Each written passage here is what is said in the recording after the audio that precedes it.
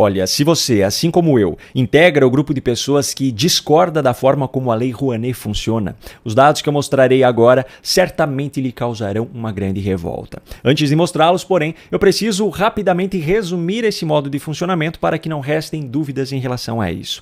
A Lei Rouanet não faz com que o governo destine diretamente dinheiro dos cofres públicos para projetos artísticos, e isso é usado inclusive pelos defensores desse tipo de apoio como argumento contra aqueles que se opõem a essa legislação.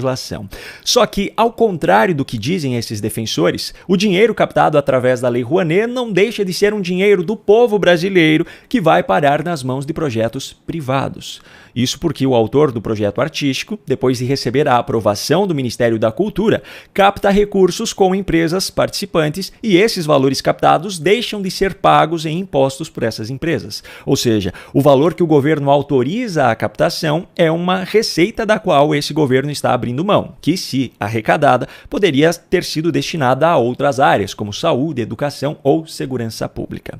Além disso, é preciso ter ciência também do fato de que muitos dos patrocinadores desses projetos, através dessa legislação, são estatais, como é o caso da Petrobras e do BNDES, por exemplo. E ainda é preciso levar em conta que, apesar da Lei Rouanet teoricamente servir para garantir que pequenos projetos tenham condições de serem levados adiante através da captação de recursos, o que acontece na prática é que as empresas patrocinadoras acabam optando por destinar recursos a projetos de pessoas já conhecidas, em busca, obviamente, de mais visibilidade.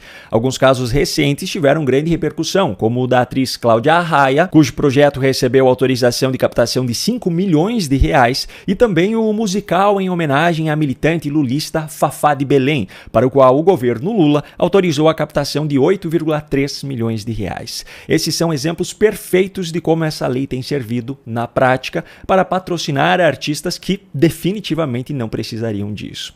É preciso deixar claro, no entanto, que o valor autorizado para a captação não necessariamente corresponde ao valor captado de fato. Isso depende da capacidade do responsável pelo projeto de conseguir esses recursos com as empresas participantes.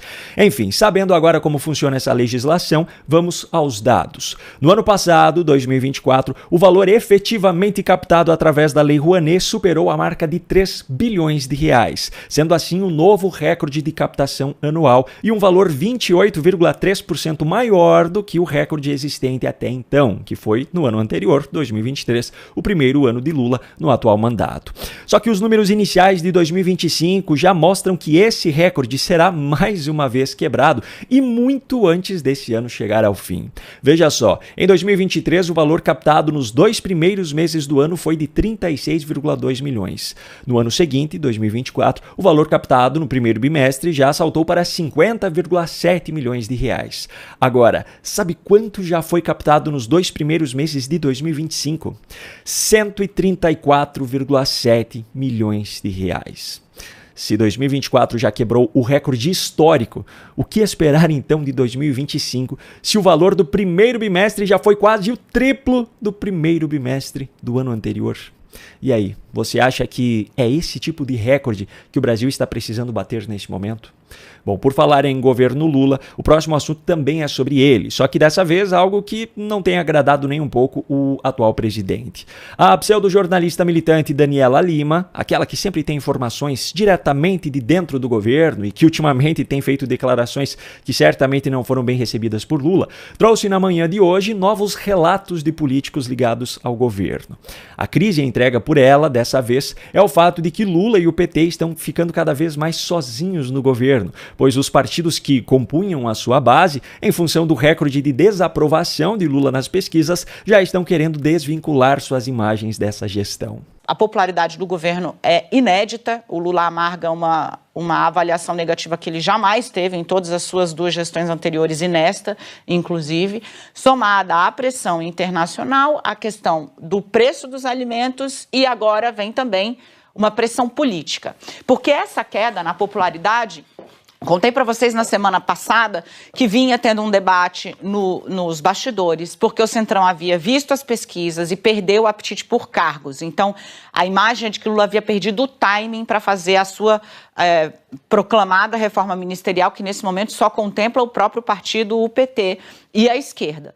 Dito e feito. Hoje a Vera Magalhães traz a informação de que o PP debate, discute abertamente, e isso vai acontecer com mais ênfase na semana que vem. Vera Magalhães, também colunista do Globo, né? Uma saída do governo. O PP tem o Ministério dos Esportes. Vai pressionar um movimento também do Partido Republicanos, que tem, por exemplo, o ministro de Portos e Aeroportos, muito bem avaliado pelo Lula, e poderia ser pressionado a sair também.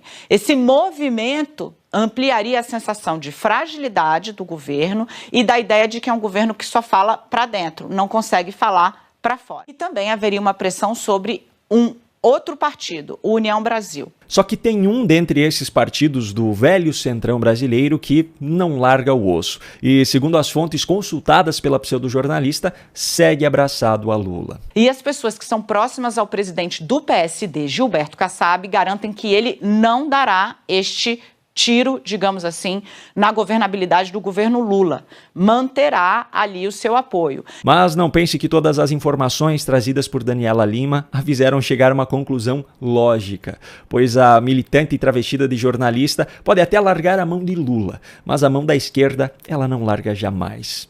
Unindo esses relatos de bastidores, a distorção que ela faz na classificação dos partidos, considerando, por exemplo, o PP como um partido de direita, Daniela Lima concluiu afirmando que está ocorrendo um ataque especulativo contra o governo Lula e que a centro-direita e a direita estão rachadas. O que isso espelha, além desse ataque especulativo sobre o capital político do governo e da dificuldade que Gleisi Hoffmann vai ter para assumir ao assumir a articulação política?